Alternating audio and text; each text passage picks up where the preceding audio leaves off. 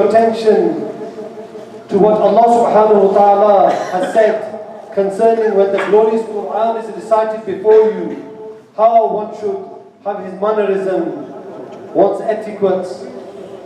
Allah subhanahu wa ta'ala states in this glorious Quran, أعوذ بالله من الشيطان الرجيم بسم الله الرحمن الرحيم وإذا قرئ القرآن فاستمعوا له وأنصتوا لعلكم ترحمون صدق الله العظيم. And when the glorious Quran is recited before you, then listen to it attentively and remain silent so that you may receive His mercy. It gives me great pleasure to invite our next guest before I call him to the mic. I remember Khalifa Majaz, Hazrat Sufi Abdul Rashid Sahib Matazilu Alayhi would often talk about Sahibzada Wala Shan, Hazrat Sahibzada Faiz Sahib, that when he would recite the Holy Quran, your heart would tremble in the love of Allah subhanahu wa ta'ala. Who I mean here is Sahibzada Wala Shan, Hafiz al-Qari, Hafiz Faiz Ahmad Matazilu Alayhi. Nara Takbir, Nara Risalat, Jashn Milad Mustafa, Azad Huzur Khwaja Khwajgan, Darbar Aliyat Shah Pursi, Jive Jive, Sahra Jive, Allah, Allah. أعوذ بالله من الشيطان الرجيم. بسم الله الرحمن الرحيم.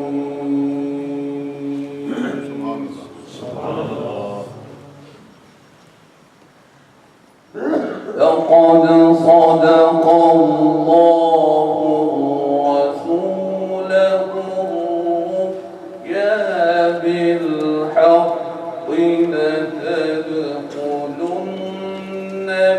المسجد الحرام إن شاء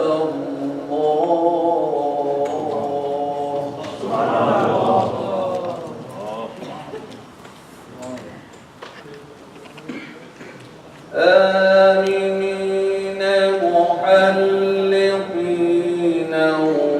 رؤوسكم ومقصرين لا تخافون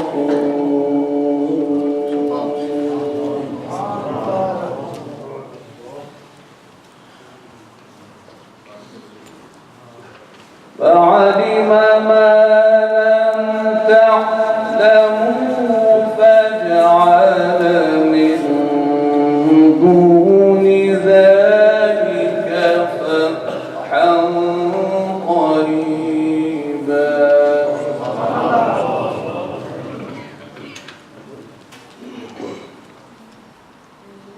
هو الذي أرسل رسوله بالهدى ودين الحق ليظهره على الدين كله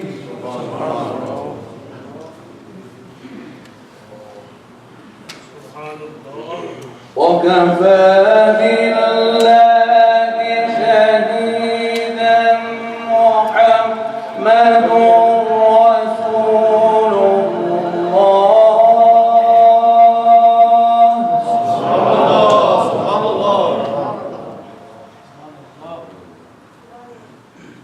محمد رسول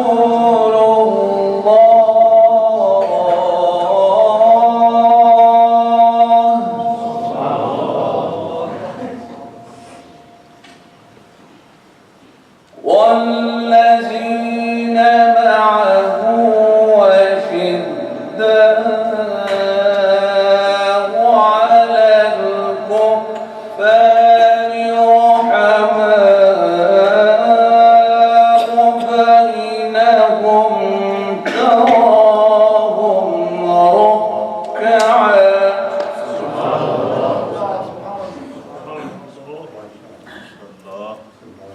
ركعا سجدا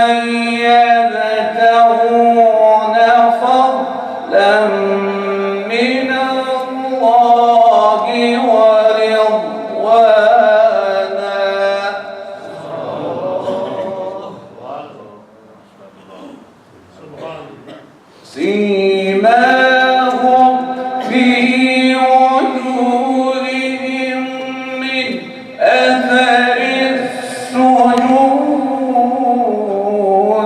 ذلك مثلهم في التوراة ومثلهم في الإنجيل.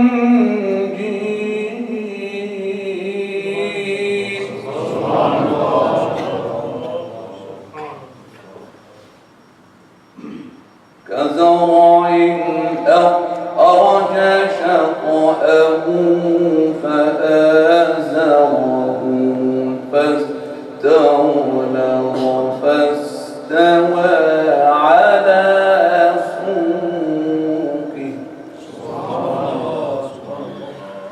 يعجب الزراع ليغيظ بهم الكفار.